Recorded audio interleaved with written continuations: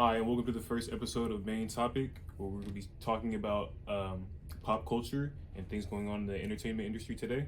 I'm Carnell Johnson, I'm Julio. I'm Alex Davis.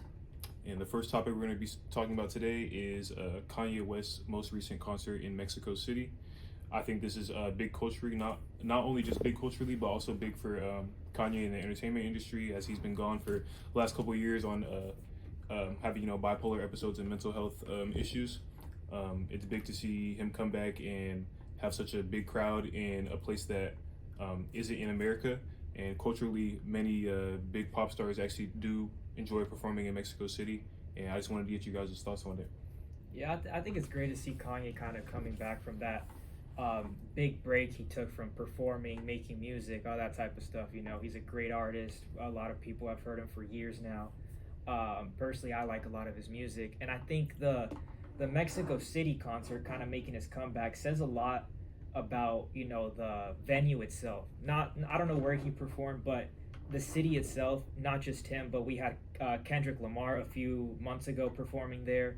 I believe Bad Bunny performed there a few weeks ago. So I feel like I don't know what would be like the main venue here in the United States, but it seems like Mexico City is becoming like a big venue for international and global artists. So that's cool to see, I guess. Yeah, my thoughts on it.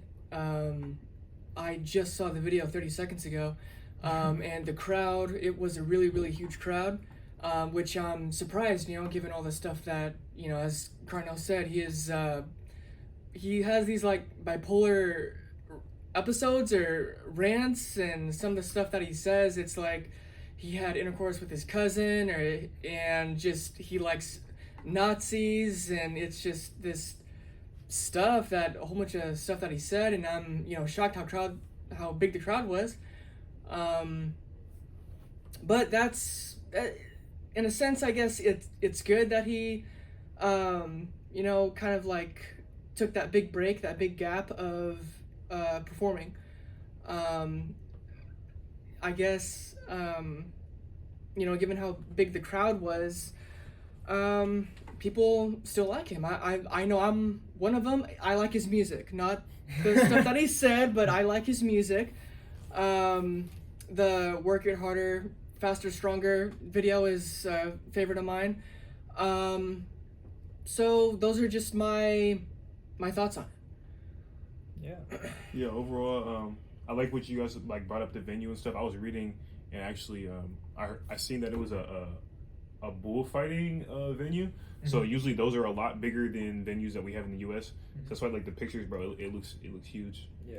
And then adding on to what you said, I think that brings up like a good point of like people separating music and the artist, like, as people. And I think it's kind of interesting in Kanye's case because especially the time we live in, we always talk about mental health and things like that.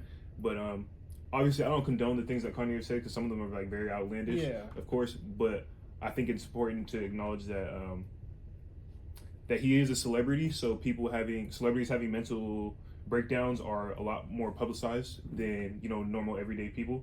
At the same time, he has to be more aware of that and the things that he says. But at the same time, we don't know what's going through his head. Yeah, so. Kind of to just finalize on the Kanye topic, I think we can all agree that a lot of things he said over the years were not okay with them, but just the cultural impact he's had with his music, not just with music, but with his fashion, especially his shoes. Yeah, I think that shows a lot about him. But moving on from the Kanye West topic in Mexico City, the Grammys were also this weekend where history was made.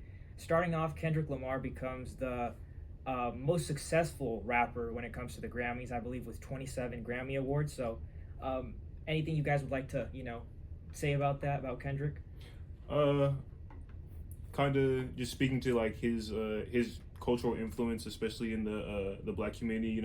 Kendrick Lamar has always been one of my dad's favorite rappers, mm-hmm. And mine too. But I think the way that he uses rap to perpetuate his ideas about society, he's not only doing that, but then at the same time he can go still and make a diss track about other people. So like I think he appeals to a large base of people, people that like deeper meaning rap and things like that, and then people that just like rap that disses people and other things like that. So I think Kendrick Lamar is one of like the all-time greats, certainly of our generation. Right. And yeah, it was cool that the Grammys recognized that.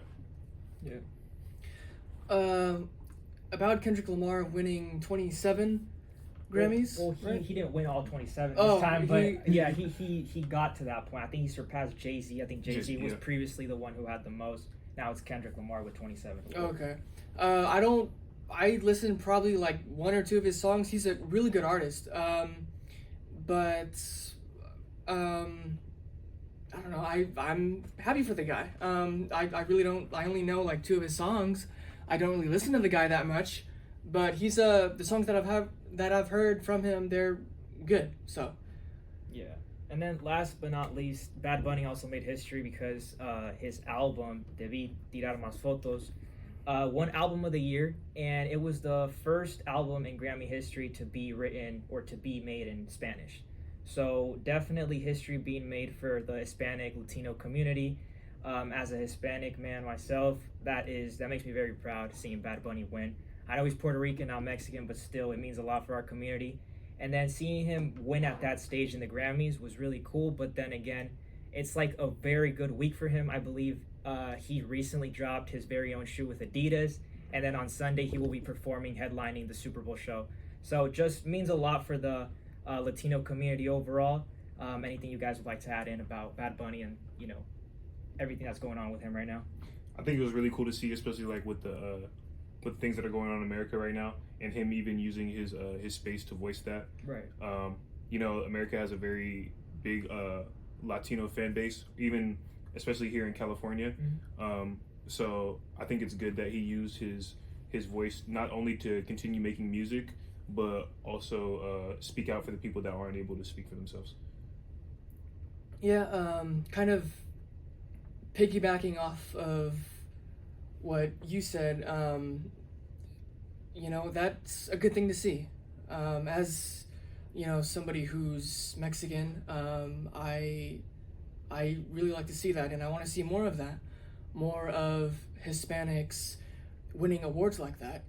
Not just Mexicans, everyone. It's when I saw that, I was like, oh wow, good for him, and I listened to a couple of his songs. He's a good artist. And I agree with what you said, Carnell, about him using his platform, because he has such a big following and a huge fan base, voicing his opinions on the state of the country right now. I think that's a good thing, what he did, and I think many others did that as well, used their platform or their voice at the Grammys to voice their opinion on their state of the country right now. So I think it's like I want to see more of that. Yeah. So Yeah, definitely a historic week for the African American community and for the Latino community overall. So what a great week. This is our first episode about the main topic, guys. I hope you guys enjoyed it, and we'll see you guys in the next one. Thank you.